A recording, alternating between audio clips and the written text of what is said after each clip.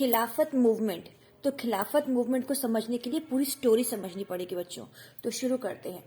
तो टर्की जो था वो किसके कंट्रोल में था? ऑटोमन एम्पायर के कंट्रोल में था, ठीक है।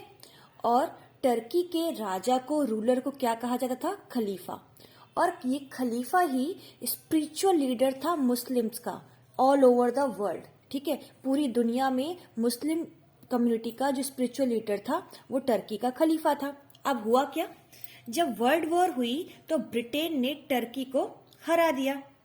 और जब टर्की हार गया तो ब्रिटेन ने जो पुराना एग्जिस्टिंग खलीफा था उसको गद्दी से उतार के वहां पर नया खलीफा बना दिया गया, ठीक है, अपॉइंट कर दिया, जिससे दुनिया भर के मुस्लिम्स में बहुत ज्यादा गुस्सा भर गया। इंडिया में भी जो मुस्लिम्स थे वो ब्रिटिशर्स के खिलाफ प्रोटेस्ट करने लगे। कैसे करने लगे? बाय फॉर्मिंग खिलाफत कमेटी। किसके कंट्रोल में? मोहम्मद अली और शौकत अली के कंट्रोल में। गांधी जी ने इसको एक गोल्डन अपॉर्चुनिटी समझा। उन्होंने कहा ये बेहतर मौका है हिंदू मुस्लिम को एक ही छाते के नीचे लाया जाए, जिससे वो लोग मिलकर अंग्रेजों के खिलाफ लड़ाई लड़ सके। ये था खिलाफत मूवमेंट का एक शॉर्ट इंट्रोडक्शन। अब how to write the answer, let's start. Turkey was under Ottoman Empire. Turkey Ottoman Empire के अंडर में आता था। The ruler of Turkey was called khalifa. वहां का जो रूलर था उसे कहा जाता था खलीफा। And he was the spiritual leader of Muslim all around the world. वो मुस्लिम्स का स्पिरिचुअल लीडर था पूरे विश्व में। ब्रिटेन ने वर्ल्ड वॉर में टर्की को हरा दिया और Britain dethrone the existing khalifa. Existing खलीफा को गद्दी से उतार कर उसकी जगह नया खलीफा अपॉइंट कर दिया गया।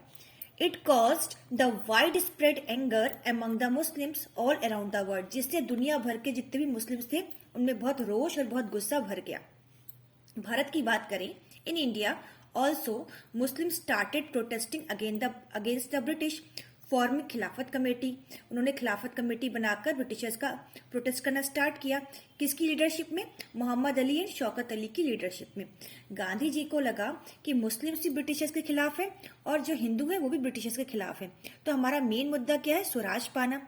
तो क्यों ना इन दोनों को एक ही छाते के नीचे ला जाए और दोनों मिलकर ब्रिटिशर के खिलाफ लड़ाई लड़े। तो Gandhi ji saw this as an golden opportunity to bring all Muslims under the unified umbrella of struggle against British. उन्होंने कहा स्ट्रगल, दुश्मन का दुश्मन हमारा दोस्त। मुस्लिम का दुश्मन भी ब्रिटिशर्स थे और इंडियंस के दुश्मन भी ब्रिटिशर्स थे, ठीक है ना। हिंदुओं के दुश्मन ब्रिटिशर्स थे और हिंदू मुस्लिम दोनों ही इंडियंस थे। तो उन्होंने कहा कि चलो हम लोग मिलकर लड़ते हैं अंग्रेजों के खिलाफ। गांधी जी ने कन्विंस किया सारे कांग्रेस लीडर्स को कि खिलाफत मूवमेंट को सपोर्ट किया जाए ताकि हमारा स्वराज जो मूवमेंट है उसको हम प्राप्त कर सके। तो दिस इज द खिलाफत मूवमेंट। अगर उसको दोबारा रिवाइज करना चाहते हो विद स्टोरी तो लेट्स सी। ऑटोमन एम्पायर के अंडर में टर्की आता था। वहां का राजा जो था, रूलर था, खलीफा था, वो मुस्लिम लीडर का स्पिरिचुअल लीडर था all over the world. Britain ने टर्की को हरा दिया, एग्जिस्टिंग खलीफा को गद्दी से उतार के नया खलीफा वहां अपॉइंट कर दिया, जिससे वाइड स्प्रेड एंगर भर गया मुस्लिम्स में। इंडिया में भी इसका प्रोटेस्ट हो रहा था। कैसे? खिलाफत कमेटी फॉर्म करके। किसके अंडर में? मोहम्मद अली और शौकत अली के अंडर में। गांधी जी को एक गोल्डन अपॉर्चुनिटी लगी। उन्होंने सोचा कि इस तरीके से हिंदू मुस्लिम्स एक ही यूनिफाइड अम्ब्रेला के में लाए जा सकते हैं और ब्रिटिशर्स के खिलाफ हमारी जो लड़ाई है वो और मजबूत हो जाएगी। दिस इज ऑल अबाउट खिलाफत movement for class 10th। Thank you.